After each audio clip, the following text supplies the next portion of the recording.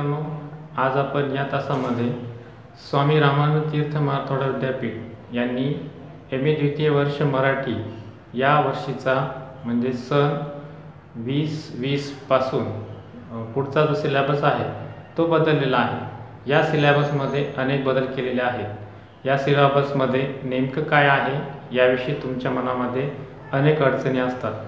त्या अडचणी सोडवण्यासाठी आजचा आपला हा तास आहे। या तासामध्ये आपण सिलेबस विषयी विविध गोष्टींची माहिती करून घेणार आहोत। त्यामध्ये दरवर्षीप्रमाणे जो सिलेबस असतो त्या सिलेबस व्यतिरिक्त या सिलेबसमध्ये काय वेगळं आहे याविषयी आपल्याला माहिती करून घ्यायची आहे। तर यावर्षीचा जो सिलेबस आहे त्याविषयीची आपल्याला माहिती आपणास पुढील प्रमाणे सांगता येईल। यावर्षी MA द्वितीय वर्ष अभ्यासक्रमासाठी म्हणजे सत्र तिसऱ्यासाठी आपणास पुढील प्रमाणे अभ्यासपत्रिका यावर्षी विद्यापीठाने निश्चित केलेल्या आहेत।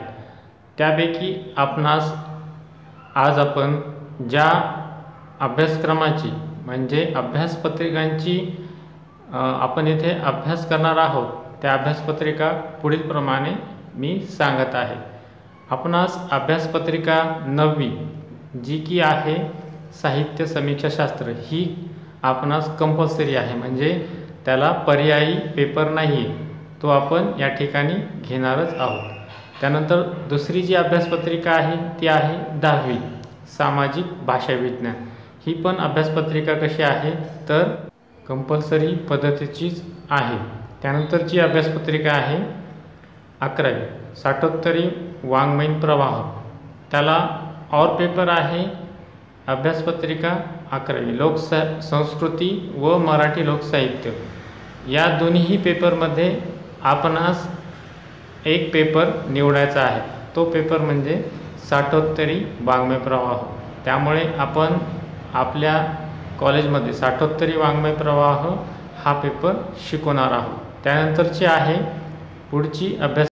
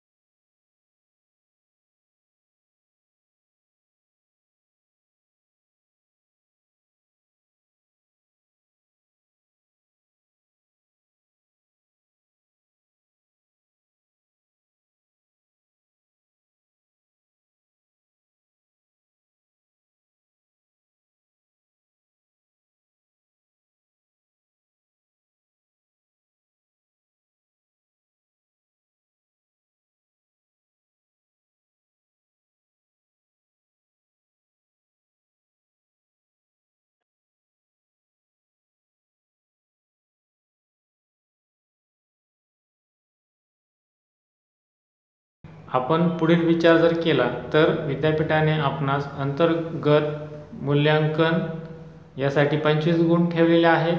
आता हे गुण आपणास कशा पद्धतीने मिळणार आहेत, तर यासाठी विद्यापीठाने काही चाचण्या ठेवलेल्या आहेत. त्यामध्ये त्यांनी एकूण 3 घटक ठेवलेले आहेत.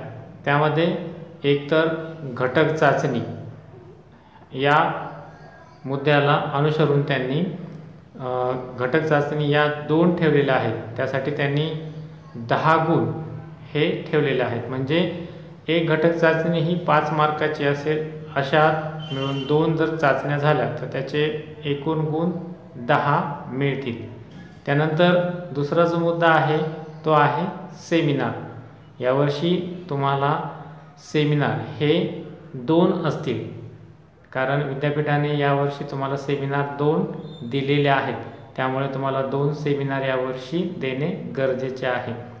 एका सेमिनारला 5 असे गुण येथे ठेवलेले आहेत. तुम्हाला एकूण 2 सेमिनार द्यायचे आहेत. त्यामुळे 2 सेमिनारचे एकत्रित गुण म्हणजे 5 + 5 असे तुम्हाला 10 गुण या ठिकाणी सेमिनारसाठी ठेवलेले आहेत. घटक चाचण्यांचे मार्क 10 आणि सेमिनारचे मार्क 10 असे 20 मार्क आणि एक स्वाध्याय ठेवलेला आहे. त्या स्वाध्यायासाठी 5 गुण असे मिळून एकूण 25 गुण तुम्हाला यावर्षी अंतर्गत मूल्यमापनासाठी विद्यापीठाने ठेवलेले आहेत. त्यामुळे विद्यार्थ्यांनी आपल्या या चाचण्या, सेमिनार व स्वाध्याय याचे परीक्षण ज्या पद्धतीने तुम्हाला तुमचे विषयाचे जे सर आहेत ते ज्या पद्धतीने परीक्षा घेतील त्या पद्धतीने देणे गरजेचे आहे. त्यानुसारच तुम्हाला गुण दिले जातील.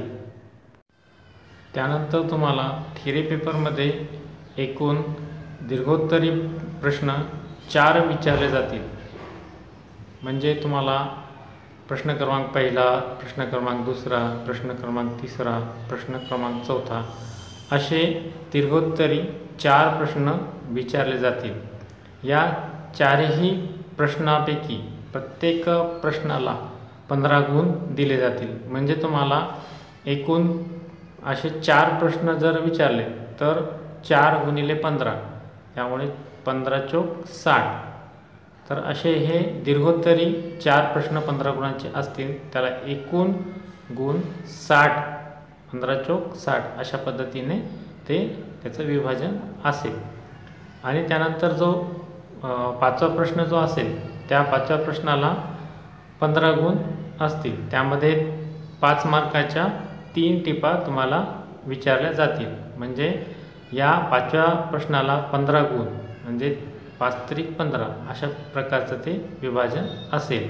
म्हणजे 60 + 5वा प्रश्न जो की त्याला 15 गुण आहेत म्हणजे 60 आणि हे 15 असे एकूण 75 गुणांची प्रश्नपत्रिका तुम्हाला सोडवायची आहे.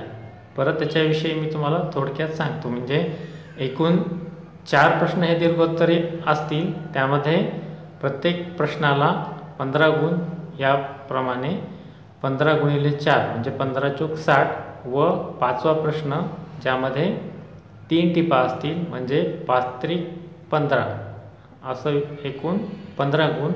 आणि जे अगोदरचे चौथा म्हणजे 4 प्रश्न होते त्या 4 प्रश्नांचे एकूण 60 गुण प्लस हे जो 5वा प्रश्न आहे त्या 5व्या प्रश्नाचे 15 गुण असे एकूण 75 गुण तुम्हाला विद्यापीठाने थिअरी पेपरसाठी ठेवलेले आहे. त्याचं विभाजन आपण आता या पद्धतीने ऐकलेलं आहे.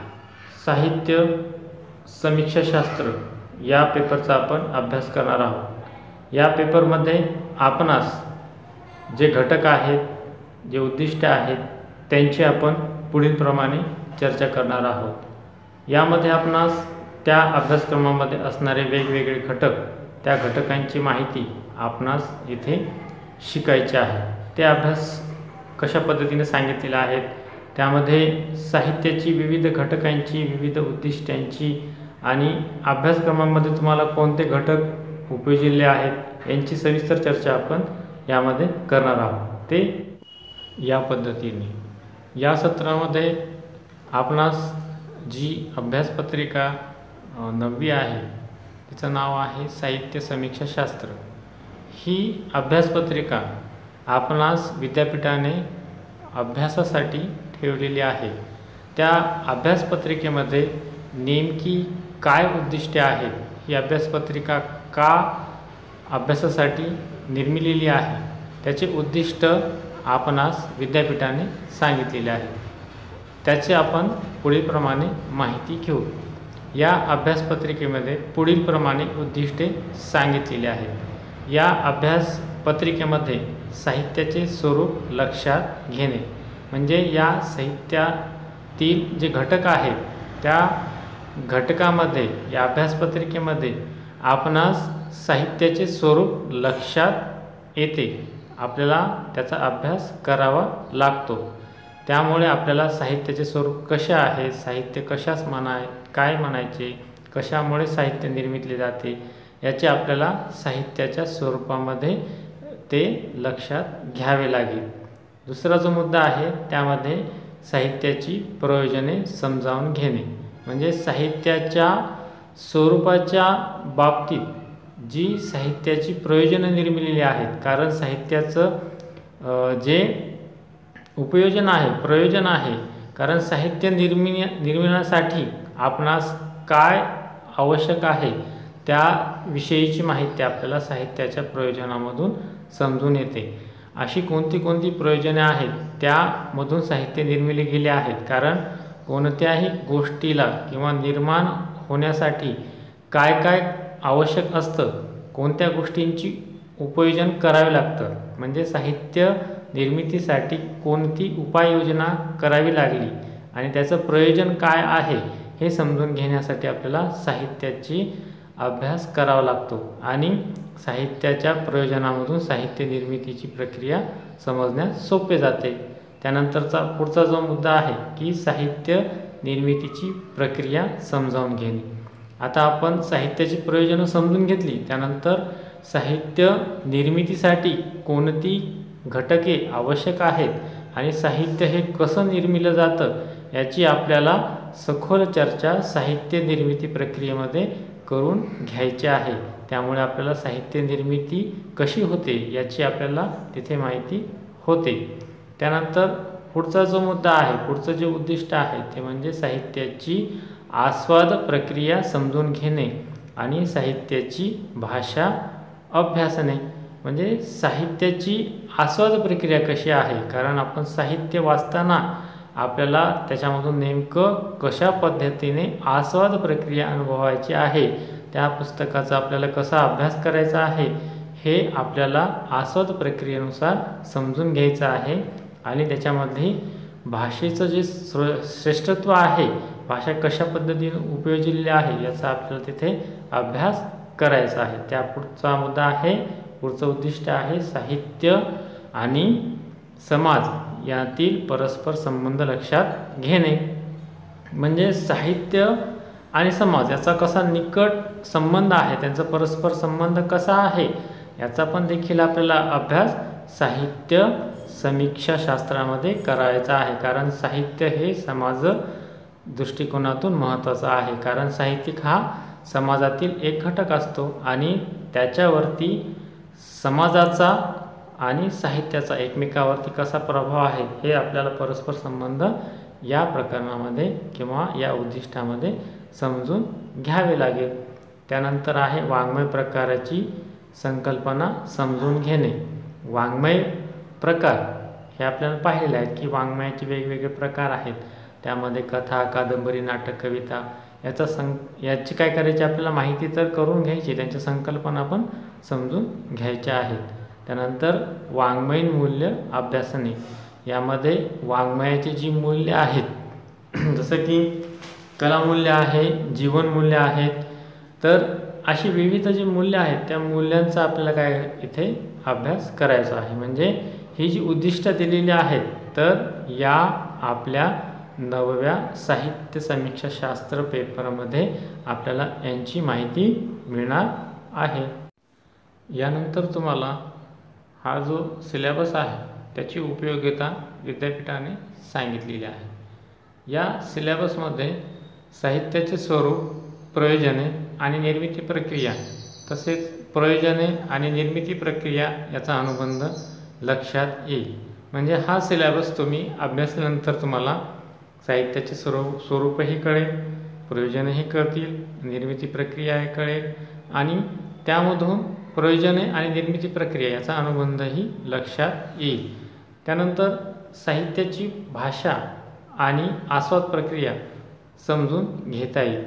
तर साहित्याची भाषा कशी असते, आस्वाद प्रक्रिया कशा पद्धतीने असते आणि यामध्ये नेमकं आपल्याला कशा पद्धतीने साहित्याची भाषा असायला पाहिजे, आस्वाद कशा पद्धतीने घ्यायला पाहिजे आणि आस्वाद नेमक्या पद्धतीने कशा प्रकारे असतो, आस्वाद कशाला म्हणायचं, तर या सर्व गोष्टींचा अनुभव आपल्याला या पेपरमध्ये अनुभवायचा आहे. त्यानंतर पुढचा जो मुद्दा आहे, साहित्य आणि समाज अनुबंध उलगडता येतो.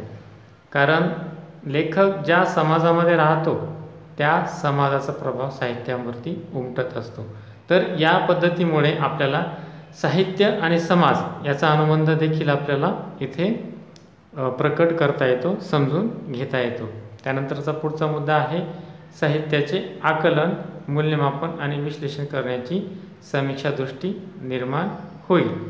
आता साहित्य कशाला म्हणायचं, त्याचं मूल्यमापन करण्यासाठी कोणती तत्त्व आहेत, कोणती मूल्य आहेत आणि या मूल्याच्या अनुषंगानं आपल्याला त्याचं विश्लेषणही देखील करता येईल. म्हणजे समीक्षा हा साहित्य प्रकारामध्ये कशा पद्धतीने असतो, तर या अभ्यास घटकांच्या अनुषंगाने आपल्याला त्याचं उपयोजन करावं लागेल. त्या पुढचा मुद्दा जो आहे, अभ्यास घटक, साहित्याचे स्वरूप, हा यामधला पहिला प्रकरण आहे. या प्रकरणामध्ये साहित्याचे स्वरूप आपणास समजून घ्यायचे आहे. आता साहित्याचे स्वरूप समजून घेताना आपल्याला भारतीय विचारवंत, इंग्रजी विचारवंत आणि मराठी साहित्यिक म्हणजे जे आधुनिक साहित्यिक आहेत यांनी साहित्याचे स्वरूप कशा पद्धतीने सांगितलेलं आहे, त्या पद्धतीनं साहित्याचं स्वरूप रेखाटलेलं आहे, हे इथे अभ्यासाचं आहे. साहित्याच्या स्वरूपामध्ये भारतीय विचारवंत, इंग्रजी विचारवंत जे की पौराणिक काळामधले आहेत यांच्या विचाराने साहित्य कशाला म्हणायचं, साहित्याचं काय मूळ घटक आहेत, त्या घटकाच्या अनुषंगानं आपल्याला इथे साहित्याचं स्वरूप समजून घ्यायचं आहे. त्यामध्ये विविध साहित्यिक आहेत जे की भारतीय आहेत, इंग्रजी आहेत, यांनी साहित्याचं स्वरूप कशा पद्धतीनं प्रकट केलेलं आहे, तर हे इथे आपल्याला अभ्यासायचं आहे. म्हणजे साहित्याचं स्वरूप आपल्याला समजलं की त्या पद्धतीने साहित्य कशाला म्हणायचं, साहित्य कसं निर्मिलं जातं, साहित्याचे जे बांधे आहेत किंवा जी बंधनं आहेत तर ती कशा पद्धतीचे असतात आणि नेमकं साहित्य कशा पद्धतीने प्रकटलं जातं याचा आपल्याला इथे साहित्याच्या स्वरूपामध्ये अभ्यास करायचा आहे. साधारणतः आपल्याला साहित्याचे स्वरूप हे संकल्पनेच्या आधारेच स्पष्ट करावे लागते, कारण वेगवेगळ्या विचारवंतांनी आपल्या साहित्याचे स्वरूप हे व्याख्यांच्या माध्यमामधून, संकल्पनांच्या माध्यमातून सांगितलेलं आहे. तर येथे आपल्याला समजून घ्यावे लागेल. त्यानंतरचं जे दुसरं प्रकरण आहे तर ते प्रकरण म्हणजे साहित्याचे प्रयोजन.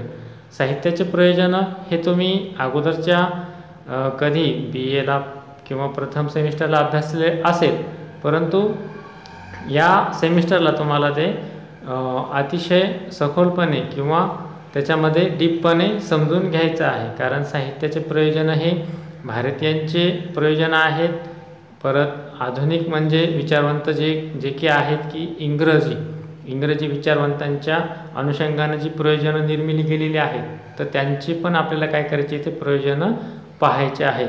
तसेच भारतीय जे विचारवंत आहेत जे की मराठी आधुनिक विचारवंत आहेत, तर या आधुनिक मराठी विचारवंतांनी साहित्याची प्रयोजनं कशा पद्धतीने प्रकट केलेले आहेत, सांगितलेले आहेत, ती पण प्रयोजनं आपल्याला इथे अभ्यासायची आहेत.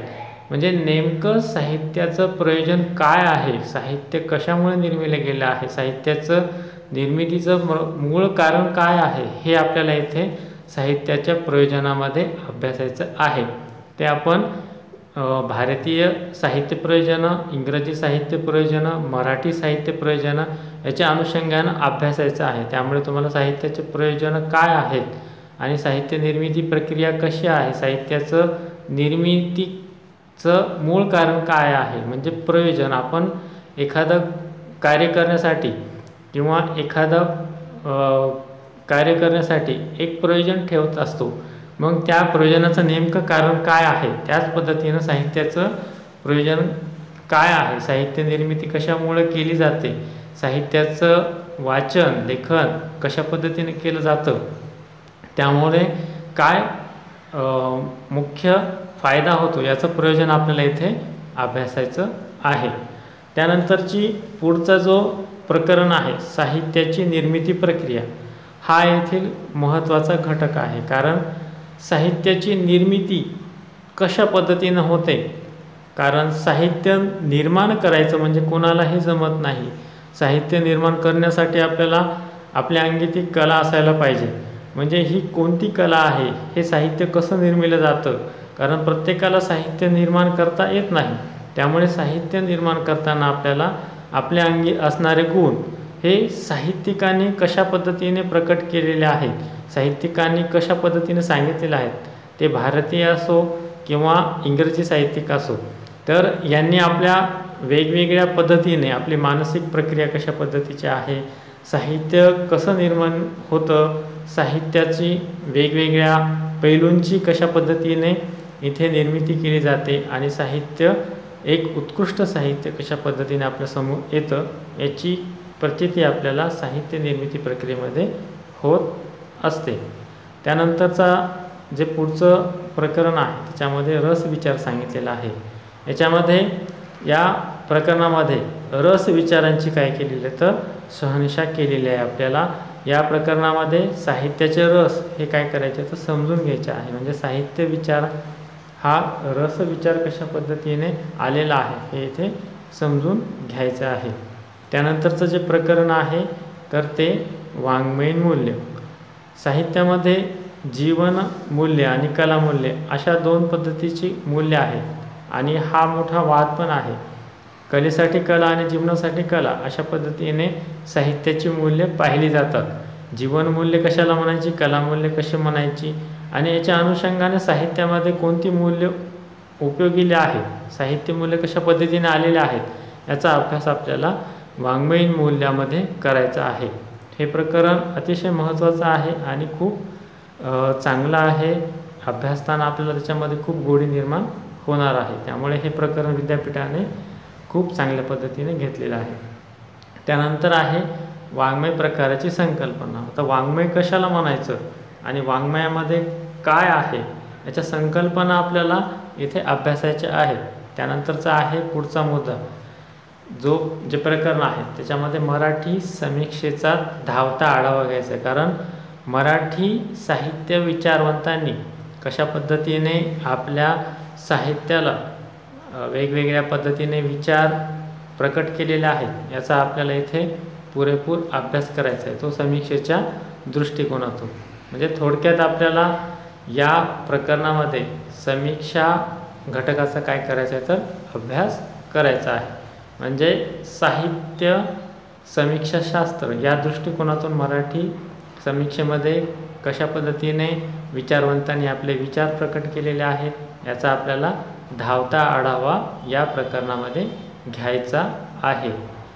विद्यार्थी मित्रांनो, या अभ्यास घटकांमध्ये तुम्हाला पुरेपूर साहित्य समीक्षाशास्त्राचा पेपर शिकवण्याचा विद्यापीठाने प्रयत्न केलेला आहे आणि तो प्रयत्न अतिशय उत्कृष्ट आहे. कारण याच्यामध्ये सर्व बाजूने तुम्हाला विचार करण्याची मुभा दिलेली आहे. त्यामुळे तुमचा अभ्यास हा परिपूर्ण दृष्टिकोनातून होईल. यानुसार आपणास असे समजेल की जो यावर्षीचा जो सिलेबस आहे त्या सिलेबसमध्ये अनेक बदल केलेले आहेत. गेल्या वर्षीचा जो सिलेबस होता म्हणजे MA प्रथम वर्षाला आणि MA द्वितीय वर्षाला यावर्षी जो सिलेबस आहे त्या सिलेबसमध्ये खूप बदल आहे आणि याविषयीची आपण सविस्तर चर्चा यामध्ये केलेली आहे. या तासामध्ये आपल्याला खरं तर जो सिलेबस आहे त्या सिलेबसशी निगडीत जे घटक आहेत त्या घटकांशीच अनुषंगाने आपण काय केलेले आहे चर्चा केलेली आहे. कारण सिलेबस जर तुम्हाला माहिती होईल तरच तुम्हाला त्याचा अभ्यास करता येईल. कारण विद्यार्थी म्हटल्यानंतर त्याच्या मनामध्ये अनेक प्रश्न असतात आणि या प्रश्नांना सोडवण्यासाठीच आपण काय केलं आहे, आजच्या तासामध्ये सिलेबसविषयी चर्चा केलेली आहे.